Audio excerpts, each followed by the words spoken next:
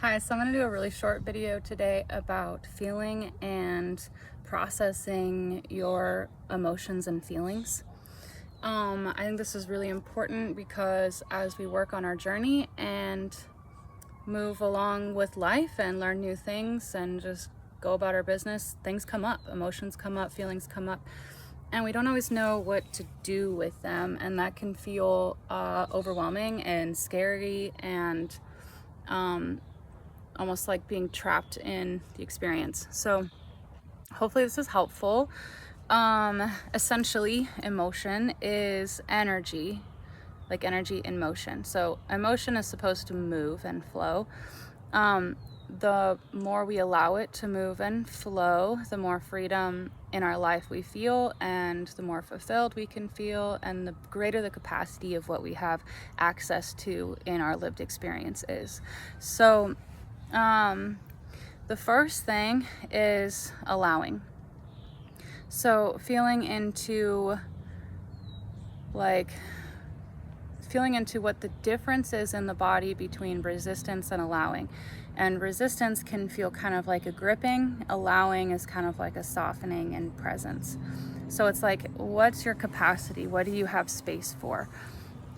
If you don't have the capacity or the space to process your feelings and emotions, then that's the first step, is finding what you need to be able to have a safe space enough to go into these feelings. There's a couple videos I did about safety and about being in the body and about the nervous system regulation. You can check those out for some ideas for what to do to create that safe space for yourself and to regulate enough to be able to handle the feelings and emotions coming up.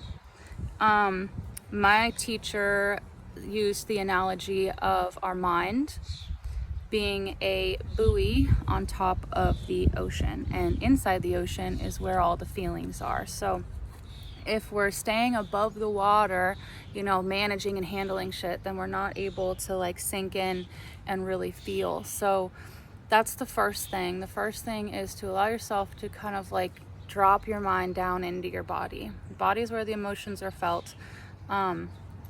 And yeah, sometimes they're even outside of the body, which is weird, but cool at the same time. So dropping into the body, feeling what's here. If you're having a specific emotion come up that's really powerful and strong, the first thing is to recognize that it's just energy, it's just moving, and it won't last forever. So releasing fear and attachment to it without condemning or disassociating from the feeling. So, feeling really angry, like feeling it, like feeling the anger, not expressing it at others, not necessarily doing anything about it, just feeling it. And then when we drop into the feeling, you can ask yourself, what is here? What do I find here? And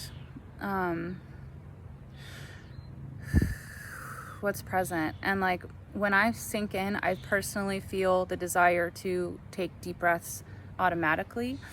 Some people get caught up in their lungs and don't end up wanting to end up choking themselves up. And so practicing that, like breathing into discomfort, will be really, really helpful. So breathing into the feeling, feeling into the feeling, let yourself sink into it, allowing your consciousness, your mind, your awareness to follow the feeling to the core, the center of it. What do you find here? Can you go deeper? And the more you allow yourself to sink in and feel and be present with the feelings, the more easy it is for them to move. A lot of our stuff just really wants to be witnessed. Sometimes, depending on what the feeling is, what's causing it, and what we need, it can be important to like write down what we find and to journal. It can be important to find what we need to do to change in our lives or to communicate to be able to rectify the feeling. Because if we're feeling angry, it probably has to do with some sort of disrespect to ourselves, like something isn't right, something's not working, something is disrespectful to our soul or to our boundaries or to our whatever, like something's not right. And sometimes we can get angry for reasons that, you know, are self-generated. Like we can have ideas and expectations about how things are supposed to be, or what is the appropriate way to do things that, you know, may or may not be accurate, but we can have emotional response to them. So as we go into these things, it's really good to see what you find and be open to what that is. So sinking into the feeling, following the feeling. Sometimes I find that like there will be hidden memories or hidden stories or hidden feelings underneath. Like underneath anger could be grief about betrayal, or grief for the self and the things that I wanted or needed that I didn't get, you know, in my life. So there can be a lot of layers, and it's okay for it to take time. But so just sinking into the body, sinking into the feelings, allowing them to move. A couple ways that are really powerful for ways that are really powerful for moving emotion and energy and creating flow is movement. So I personally really like circling my spine when I'm feeling stuff, like just like doing this little circles. You can see circles. That feels really good to me. And like pushing it out in my chest and like rolling it in my back and just kind of like circling the feeling and breathing. Or like these waves also feel really good.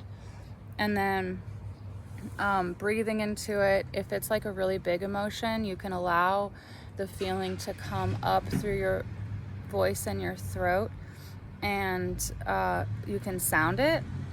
So like just allowing sound to come out, like by tapping into the feeling and allowing it to come up and out through your sound, your voice. So like just feeling it, you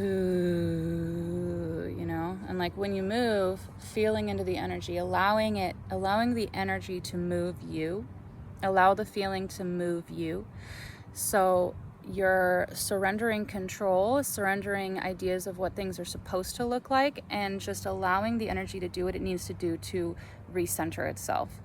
One of the things I learned as a massage therapist and in my work in energy medicine is that we don't actually have the power to change the state for another or force that state to change on ourselves. We have to allow it.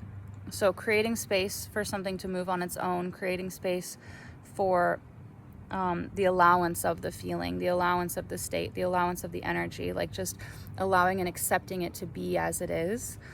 That is where the healing happens. You have to understand that your body, yourself, your mind, your soul wants to heal and be whole naturally. Like it naturally just wants that. It craves that. It knows how to find balance and equilibrium. In biology, we call this homeostasis. The body is constantly in a state of flux and balance, managing homeostasis. Homeostasis means to stay the same, right? But in the body, even though we call it homeostasis, it's actually this fluctuation that circles around that state of balance for the self. So understanding that can be different on different days, that there's nothing wrong with how things are happening, and that you have every right to have your feelings, and they belong to you, not other people. So we don't have the right to put our feelings on others, right? Other people are not responsible for our feelings. We're responsible for our feelings, and we have the right to have our feelings and communicate our needs if necessary, and that's perfectly fine and okay. I'm being reminded of proprioception. So proprioception is a term also in biology about a creature's sense of itself in space. So animals have a much stronger natural sense of proprioception. Humans struggle with this sense. We are not as aware of our body and what's happening within it. I think a lot of that is cultural. We have been trained not to feel where we're at and what's going on. So If you see dogs and cats, what they do is they will stretch and move however they feel like when they want to. You know, why they're stretching and moving and doing their funny little dog and cat yoga is to loosen up and make fluid the tension in their body. So their fascia and their muscles get tense, so they just up and move it and kind of stretch it out. And like, people aren't very good at that. We let things sit and stagnate for a really, really long time.